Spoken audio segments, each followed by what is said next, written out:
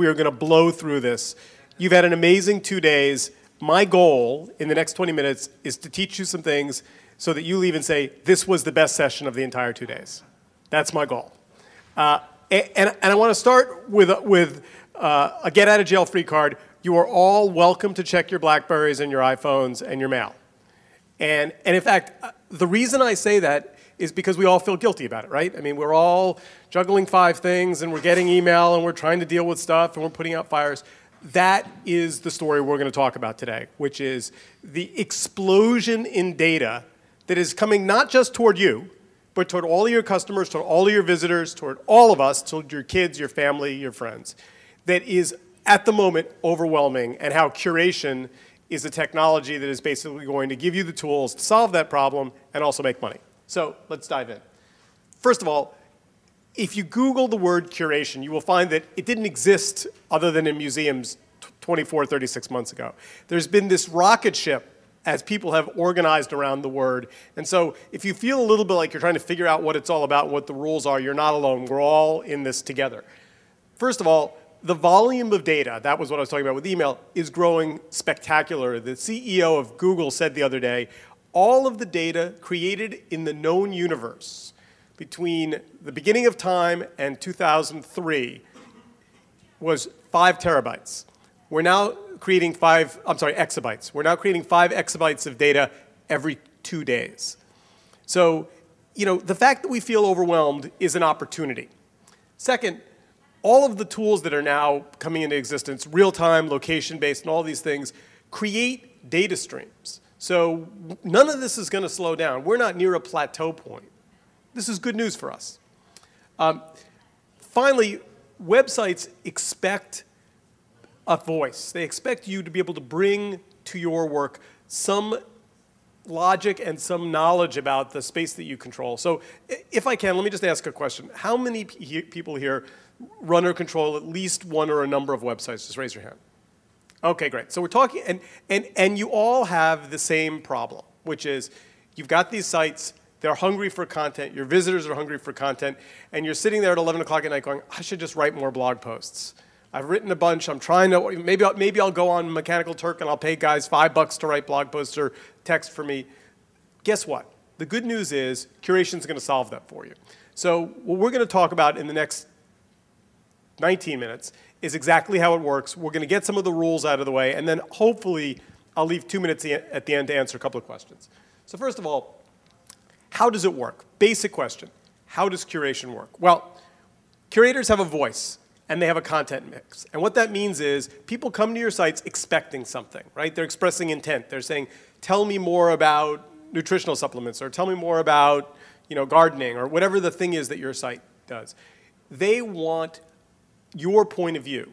There is an enormous amount of content in the world that represents your point of view, some of which, lots of which, you haven't created. And we're going to talk exactly about how to gather it. Secondly, after you've created some content, there are 2 entirely different sources to bring content into your website. And we're going to get to the rules in a second, because this is the place where everyone raises an eyebrow and says, can I really do that? And the answer is yes, you can. The second thing you can do is you can gather content from across the web. Links, embeds, photographs. So what we say is create your own content. That's going to be costly, time-consuming, expensive, but valuable. Make some. Secondly, get sites to collect content from around the web, and we'll talk about how that works. And then finally, get your visitors to contribute content to you around your organizing principle. So these 3 collections, created, contributed, and collected, are very, very, very important, and they all work together. They all collectively make the curated collection on your website that is going to make your site sticky, SEO-friendly, valuable, bulky. And by the way, the good news is your visitors increasingly, because they're overwhelmed by data, they want to trust you. They want to say, we want to go to one site that has all the information about this subject properly organized. And P.S., guess what? They don't care that you're not, people say, well, are my visitors going to be concerned that I didn't make all of it? No, in fact, the exact opposite. Your visitors are going to be thankful that you helped sort out the noise for them. So This curation mix is powerful, it's unique, and it's economic. What do I mean by economic? I mean, the math works. And we're going to talk about some sites that do this well. I mean, one of the things, if you're not sure about the business model and you want to look to, let's see, who's doing curation well and making a lot of money? Those guys in Mountain View. Google, what do? They search the web, they organize material, they rank it, right? They say the good stuff goes up here, pay attention to these links. They say the ones that aren't so important, we put those at the bottom. They use an algorithm, but at the end of the day, they're not making content, and they're doing just fine. All right, which brings us to kind of the last 2 bullet points on this page. So do you have the right to make money on other people's content? I mean, there's always this, particularly if you're writers, right? If you're makers of content, and we all, we blog and we post and we link, and so at some point there's a guilt that says, I understand charging, advertisers for my content, but do I have the right to profit from organizing and curating and gathering content from third-party sources? And again, there's a really simple answer here. For those of you who are taking notes, simply write next to that question, YES. Yes, you do. Because, again, going back to Google for a second, what does Google do? They help people organize content. They do a good job of it. Do we have any problem with there being ads on Google pages? None whatsoever. So when visitors come to your site and they're looking for information, and you organize it for them, and you do a good job of curating it, we'll talk about what that means, do you deserve to get paid for that? Yes, you do. So let's just shake off the guilt.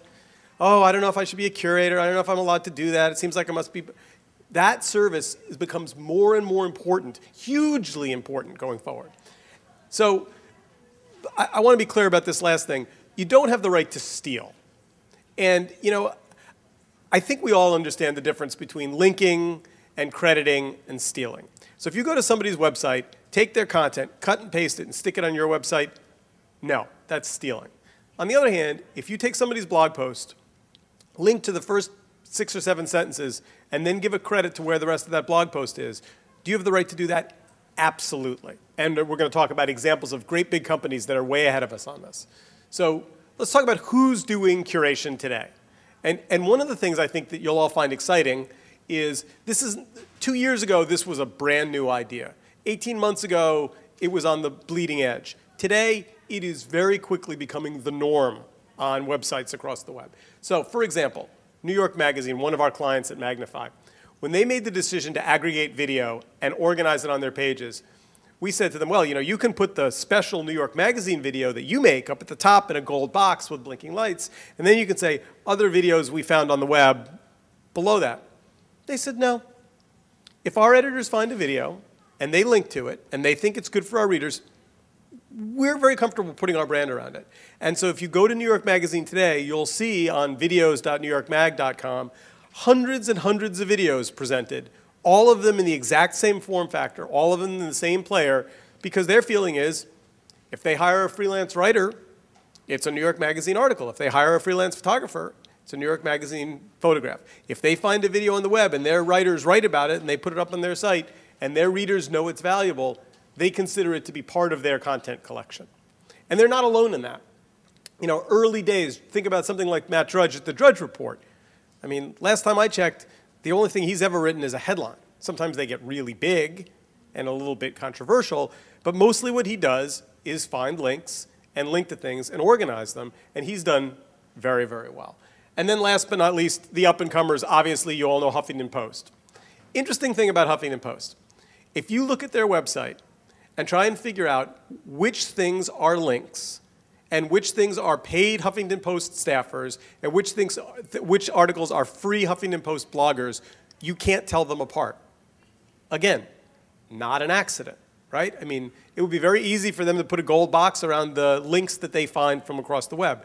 Why do they do that? Because if you like Ariana's editorial style and you like what she's done in politics or technology or media, her feeling is the web is so noisy that her job is to help you find the good stuff. And she takes credit and value for all the things she puts on her page. So these are now relatively well agreed upon principles. Now, you may have seen there was an article on AOL the other day about a site called Mediaite. So this is Dan Abrams from MSNBC. And Mediaite is a site that aggregates and gathers video about reporting and particularly politics and news that's on television and puts it on their site. Now, the question was, are they taking too much? Are they exceeding what fair use is? Well, we're going to talk about that in a slide. But the simple answer is, the way that the web is set up, if someone doesn't like the way you're using their material, they can tell you to stop. And that's the basis of the Google Viacom lawsuit.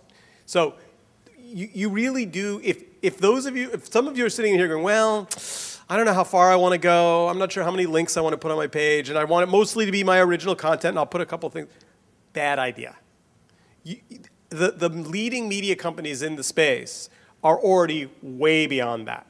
So if your site doesn't have a third content you make, a third that content comes from your audience, and a third that you're gathering, or some hybrid of that mix, you should be doing curation aggregation. Brands.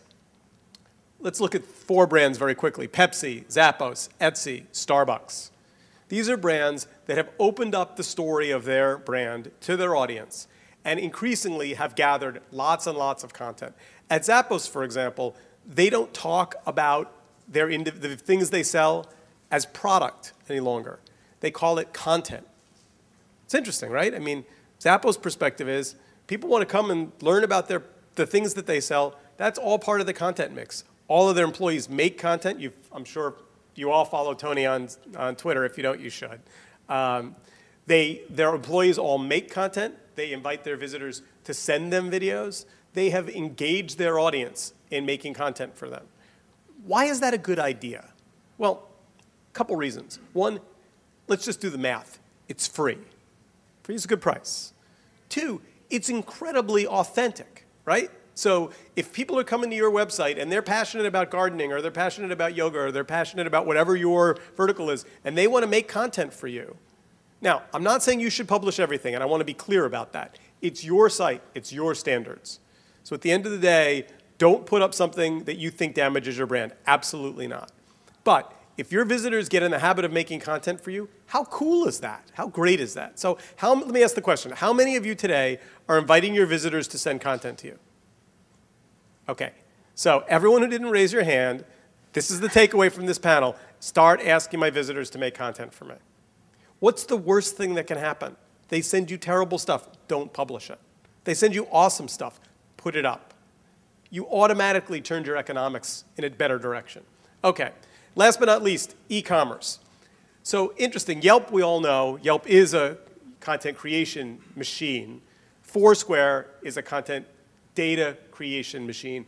But what about Rockaware? I mean, there's an urban brand that if you go to their website today, has a massively engaged community with people making content and sharing content and taking pictures and uploading pictures. Really powerful stuff. And the thing that's important here is when you start to think about this new model in which your visitors become your best asset as content creators and you become the curator of this collection, all of a sudden you realize no matter what area you work in, no matter how esoteric it is, the people that come to your site are content makers. The question is, are they sending it to you or are they sending it to a competitor? Okay. So now let's get into the sticky question. Copyright. Can I do this? Okay. First of all, let's understand something. This is not a new idea. Let's go back to the turn of the century. A little organization called Time Magazine or Reader's Digest. I mean, media has a history of building brands by gathering and organizing and filtering and commenting. So there's long, safe, reasonable legal background that says, yes, you can organize and collect and copy.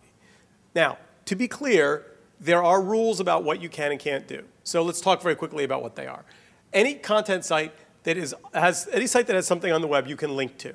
That's just pretty much, you can say, hey, there's a good link here if you're looking for more information about this.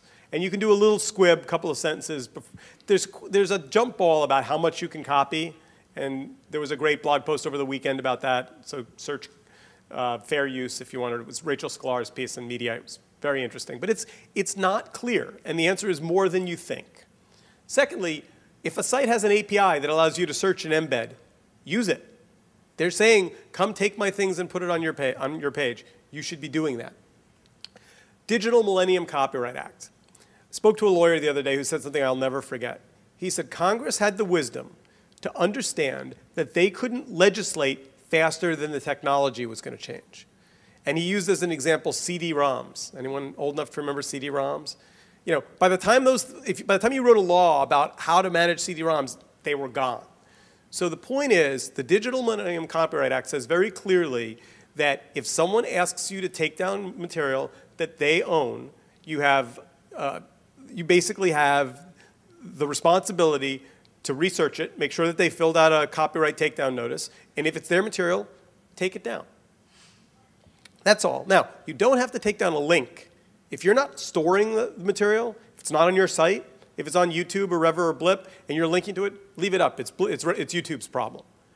But the important thing here is just be respectful. If someone says, hey, I don't want my content on your site, what's the big deal? There's lots more. Say, you know what? Email them and say, I think you're making a mistake. I have a great site, and I gave you credit, and I linked back to you, but I'm happy to take it down if you want me to. So as long as you're doing that, and then a couple of other key points here. Obviously, don't edit, destroy, or mess with the value prop. So if someone puts an ad in front of their video, don't cut it out. If someone puts an ad in their text, be respectful of that. I mean, this is a community. We're trying to grow a business. So stealing is different than linking. And then here's an interesting one. Expect that your content is going to be aggregated on other people's sites too. So just the other day, I was reading an article about a guy who I think is pretty smart, and I'd interviewed him a while ago, and there was the article, and there was a picture of the guy, and I looked at that picture, and I went, man, that looks familiar. Yeah, because it's mine.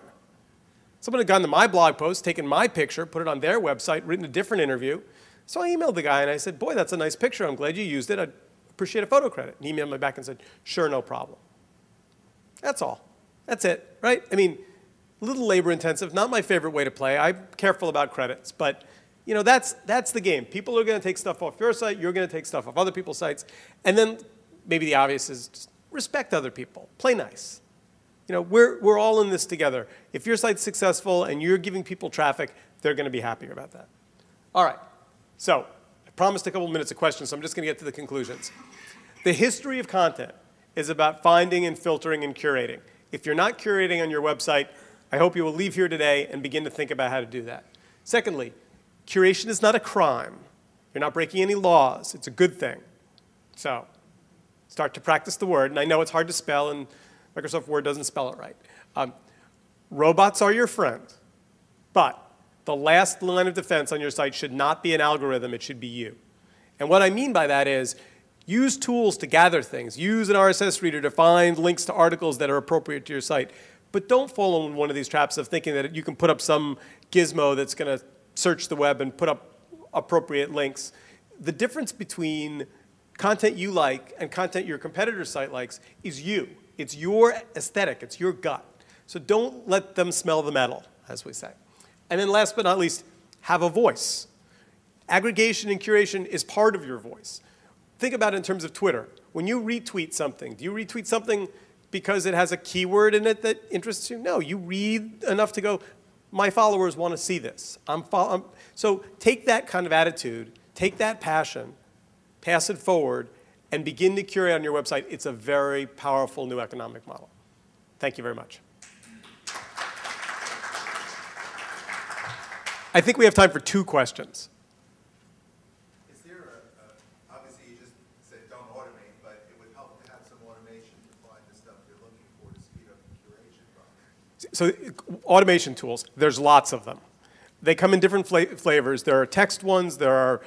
Some of it's obvious, right? So set up a Google News alert on your topic and search blogs. The other thing is begin to find certain places that you like to get material from and get it through an RSS reader. I run a company in New York called Magnify that does a very good job of searching 27 major video sites and providing you with video playlists that you curate. And there are going to be more every day. I mean, this is a space where you're going to see technology come in very, very quickly to power curators. Yes? The stuff that you're talking about is more manual, where you're looking at and placing the blog post and what have you, but how about something that's a little more automated? Like, how does it sign up to metacritic.com? I'm sorry, like which?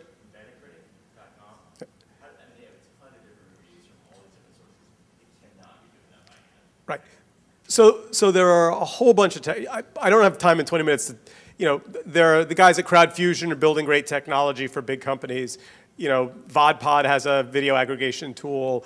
You're going to end up finding some solutions that work for you. And again, without knowing the particular website, it may be that you're just looking for links. It may be you're looking for breaking news. It may be you want an RSS feed on your page.